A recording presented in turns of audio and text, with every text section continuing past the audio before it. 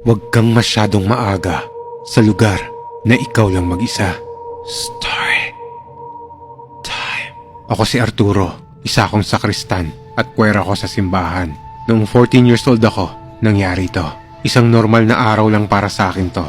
Pero dito ko na pala mararanasan ang isang nakakatakot na karanasan ng buhay ko.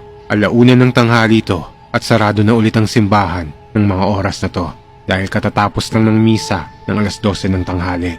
Pero ako, pumasok na ako ng simbahan para mag-practice ng kanta na kakantahin at tutugtugin ko para sa misa mamayang alas 5 ng hapon. Habang nagpa-practice ako, nakita ko na may nakapila na isang babae sa may kumpisalan. Nagtaka ako dahil ang kumpisal nagsisimula bago ang misa at hindi pagtapos ng misa. Kaya nag-ayos ako at nilapag ko yung mga hawak ko para lapitan yung babaeng yon para sabihin sa kanya na walang kumpisal ng ganitong oras. Pero nung paglingon ko para lapitan ko yon, nagulat ako dahil biglang nawala yon. Inisip ko na baka nasa gilid lang siya ng kumpisalan nakapwesto. Kaya lumapit ako doon para tingnan kung nandun nga yon sa may gilid o baka umalis na yon. Pero nung malapit na ako sa kumpisalan, nagtaka ako kasi nakabukas yung ilaw ng kumpisalan ng kwarto kung saan pumapasok ang mga pare.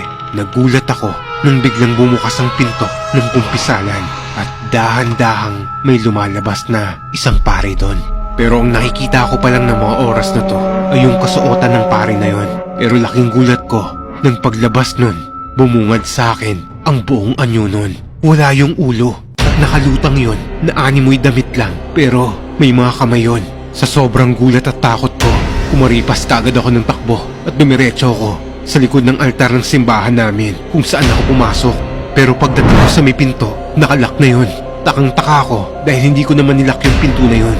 Dito na ako mas lalong kinilabutan dahil sinilip ko yung pare at nakita kong papalapit na ng papalapit sa akin yon. Sumigaw na ako ng malakas at umiyak na ako sa takot. Nang biglang bumukas yung pinto ng CR at lumabas yung caretaker ng simbahan. Nilapitan ako nun, nagulat at tinanong ako nun ng, "Hoy, ano nangyari? Bakit ka sumisigaw at umiiyak dyan?" Kinuwento ko sa kanya yung nakita ko.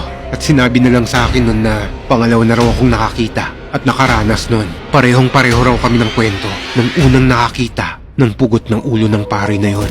Sabi nila, yung pare raw na yon ay dating kura paroko sa simbahan at inatake raw yun sa puso habang nagmimisa. Simula nang maranasan ko yon, pumupunta na ako sa simbahan 30 minutes bago magsimula ang misa kung saan bukas na ang mga ilaw at pintong pasukan ng mga tao.